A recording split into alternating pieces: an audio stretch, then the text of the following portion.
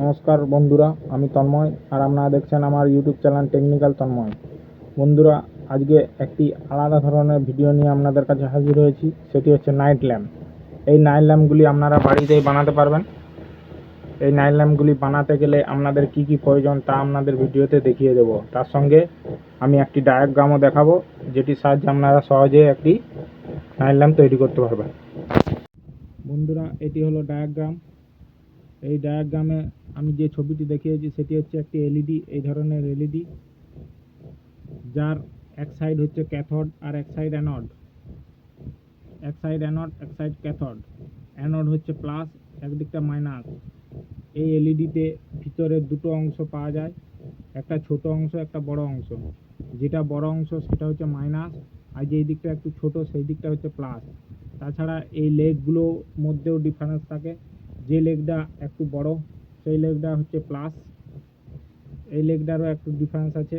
এই দিকটা হচ্ছে প্লাস, এই দিকটা হচ্ছে মাইনাস। লেগগুলো ছোট বড় আছে।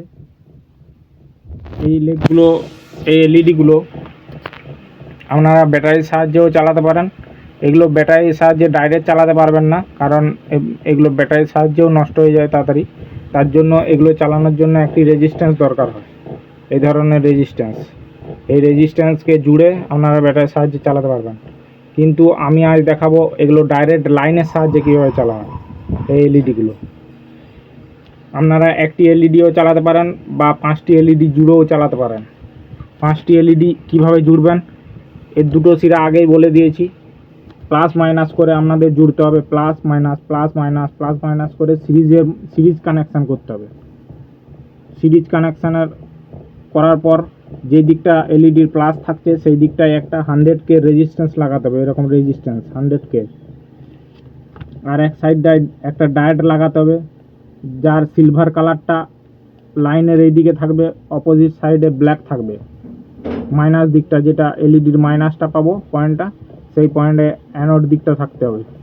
আর ক্যাথোড দিকটা এই দিকটাই থাকবে, লাইন দিকটাই। অর্থাৎ এই দিকটা এল আর এই দিকটা এন। এই দিকটায় এল দিতে হবে আর এই দিকটায় এন দিতে হবে। 100K যে রেজিস্ট্যান্সটা নেবো তার কালার কোড হচ্ছে বাদামি, কালো, হলুদ এবং সোনালি। বাদামির জন্য আমাদের কালার কোড হচ্ছে 1, কালোর জন্য হচ্ছে 0 এবং হলুদটা হচ্ছে আমাদের গুণ হয়ে যায়, ইনটু করতে হয়। হলুদটা হচ্ছে 10,000 আমাদের ইনটু করতে হয়, যার জন্য এখানে হাজারের জন্য কে এবং 3টে 100K। এই হাজারের জন্য কে, 100K। বাদামি, কালো এবং হলুদ রঙের রেজিস্ট্যান্স একটা নিতে হবে। আপনাদের এই নাইট ল্যাম্পটি তৈরি করে দেখা ডায়াগ্রাম অনুসারে আমি এলইডিগুলো প্লাস মাইনাস করে সাজিয়ে নিয়েছি।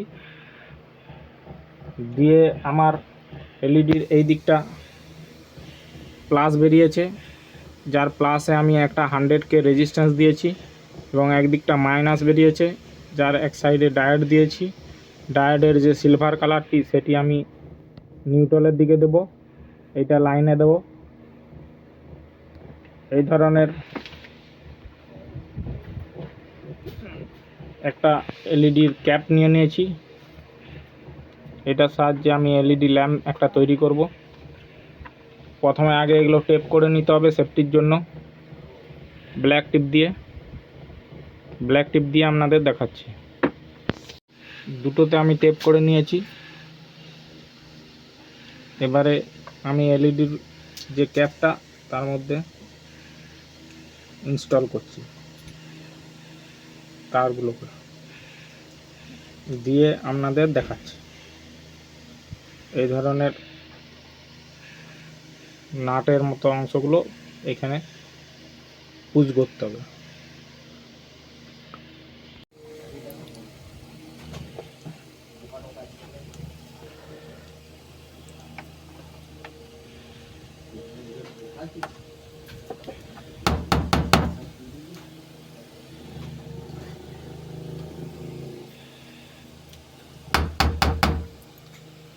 এটা আমার আটা হয়ে গেল। এবারে আপনারা এটা এইভাবে ঢুকিয়ে আর যে ক্যাপটা আছে সেটা লাগিয়ে দিতে হবে। লাগিয়ে দিলেই আমার নাইট ল্যাম্পটি কমপ্লিট। আপনাদের জ্বালিয়ে দেখাচ্ছি।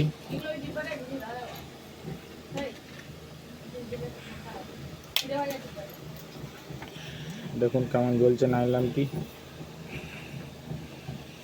খুব সুন্দর আলো দিচ্ছে। এটি আপনাদের লাইফ টাইম, কোনোদিন নষ্ট হবে না, চট করে অনেক দিন ধরে চলবে। থ্যাংক ইউ বন্ধুরা। আপনাদের নাইট ল্যাম্প খারাপ হয়ে গেলেও এই ধরনের নাইট ল্যাম্প নিজেরাই বাড়িতে তৈরি করতে পারবেন। থ্যাংক ইউ বন্ধুরা আমার ভিডিওটি দেখার জন্য এবং পাশে থাকার জন্য। বন্ধুরা আমার ভিডিওতে একটি কমেন্ট, লাইক এবং শেয়ার করবেন।